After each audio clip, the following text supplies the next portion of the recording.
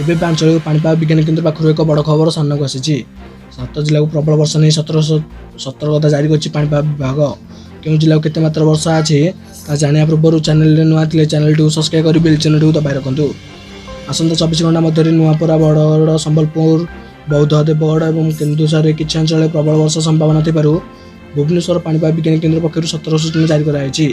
ଗତ 24 ଘଣ୍ଟା ମଧ୍ୟରେ ରାଜ୍ୟରେ ହାରାହାରି 5.1 ମିଲିମିଟର ବର୍ଷା ରେକର୍ଡ ହୋଇଥିବା ବେଳେ ସ୍ୱାଭାବିକ ବର୍ଷା 10.8 ମିଲିମିଟର ତୁଳନାରେ 53% କମ୍ ବର୍ଷା ରେକର୍ଡ ହୋଇଛି।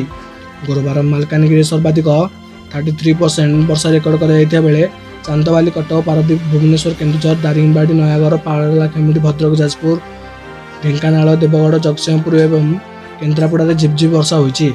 ରାଜ୍ୟରେ ନିଅଣ୍ଟିଆ ବର୍ଷା ନେଇ ସତର୍କ। ଜିଲ୍ଲାରେ ନିଅଣ୍ଟିଆ, ଗୋଟିଏ ଜିଲ୍ଲାର ଅତ୍ୟଧିକ ନିଅଣ୍ଟିଆ, ଗୋଟିଏ ଜିଲ୍ଲାରେ ସ୍ୱାଭାବିକ ଠାରୁ ଅଧିକ ବର୍ଷା ଏବଂ ଅବଶିଷ୍ଟ 11 ଜିଲ୍ଲାରେ ସ୍ୱାଭାବିକ ବର୍ଷା ରେକର୍ଡ ହୋଇଛି। ଏହି ପରିସ୍ଥିତିରେ ରାଜ୍ୟର କେତେକ ଜିଲ୍ଲାରେ ଆସନ୍ତା 4 ଦିନ ଭଲ ବର୍ଷା ସମ୍ଭାବନା ରହିଥିବା ପାଣିପାଗ ବିଭାଗ ପକ୍ଷରୁ ପୂର୍ବାନୁମାନ କରାଯାଇଛି। ପଶ୍ଚିମ, କେନ୍ଦ୍ରୀୟ ଏବଂ ଏହାର ପାର୍ଶ୍ୱବର୍ତ୍ତୀ ଦକ୍ଷିଣ ପଶ୍ଚିମ ବଙ୍ଗୋପସାଗରରେ ଏକ ଘୂର୍ଣ୍ଣିବଳୟ ସକ୍ରିୟ ରହିଥିବା ବେଳେ 16 ତାରିଖରେ ଉତ୍ତର ପଶ୍ଚିମ ବଙ୍ଗୋପସାଗର ଅଞ୍ଚଳରେ ଏକ ଘୂର୍ଣ୍ଣିବଳୟ ସୃଷ୍ଟି ହେବାର ସମ୍ଭାବନା ରହିଛି।